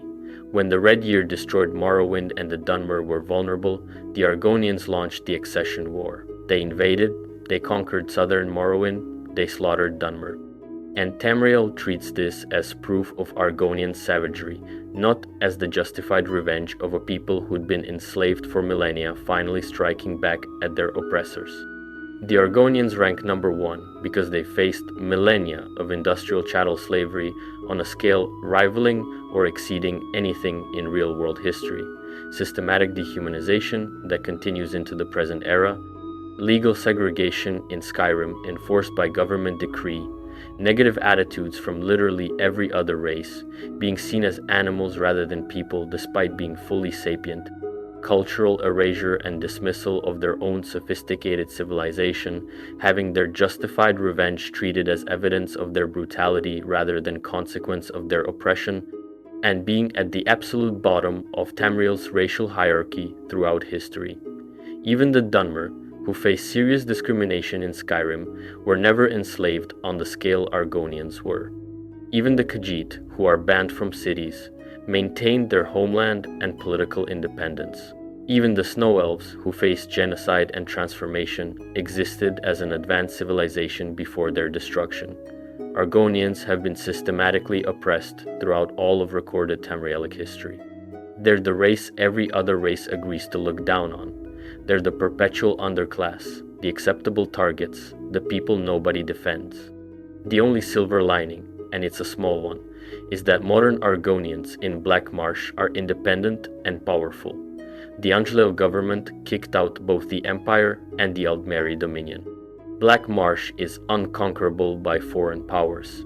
The Argonians successfully defended their homeland during the Oblivion Crisis and proved they're stronger than anyone gave them credit for. But individual Argonians living outside Black Marsh, they face more discrimination than any other race. They're segregated by law in Skyrim. They were enslaved for millennia. They're still treated as subhuman across most of Tamriel. They're at the absolute bottom of the social ladder in every province except their own. That's why the Argonians are number one. Not because individual Argonians can't succeed. Some do. Some find ways to thrive despite everything. But because, as a race, throughout history, across the continent, they've faced more systematic, more complete, more brutal oppression than anyone else. They're the most discriminated against, most oppressed, most dehumanized race in all of Elder Scrolls history. So, there you have it. From Imperials sitting at the top of the hierarchy, benefiting from their conquest of the continent, all the way down to Argonians who've been treated as property for most of recorded history. The Elder Scrolls doesn't shy away from showing the ugly reality of systematic racism. It's built into the governments with segregation laws. It's built into the economy with slavery lasting millennia. It's built into cultural assumptions where entire races are seen as lesser or subhuman.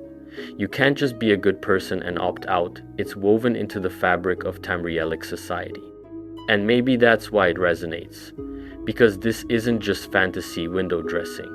This is how real racism works. It's not just individual bigots being mean.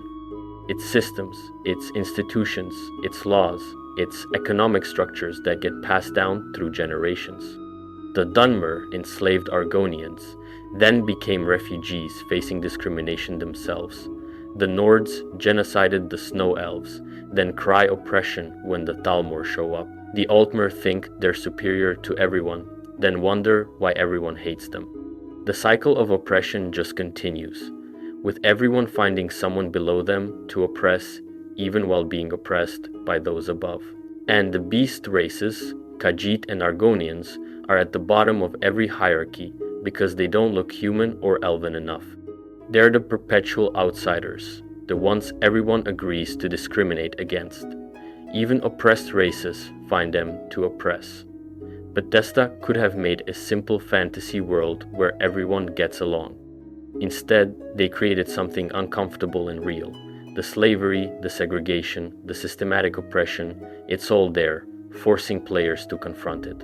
So next time you're playing Skyrim and you walk past those Argonian dock workers in Windhelm, or you see a Khajiit caravan locked outside the city walls, or you hear a Nord spitting slurs at a Dark Elf, remember, this isn't just environmental detail. This is the history of Tamriel, written in blood and chains and systematic injustice, and maybe your character can be one small force pushing against that system. Maybe you can be the Dragonborn who treats everyone with respect regardless of race. Maybe you can be the one who looks at an Argonian and sees a person, not a lizard. It won't change the system. One person can't fix millennia of oppression, but it's something. Thanks for watching this deep dive into the darkest aspects of Elder Scrolls lore. Let me know in the comments which race you think has it worst, or if I missed anything important in my analysis. If you learned something new about these games today, hit that like button and subscribe for more content exploring the complex, uncomfortable, and fascinating world of Tamriel. And bye.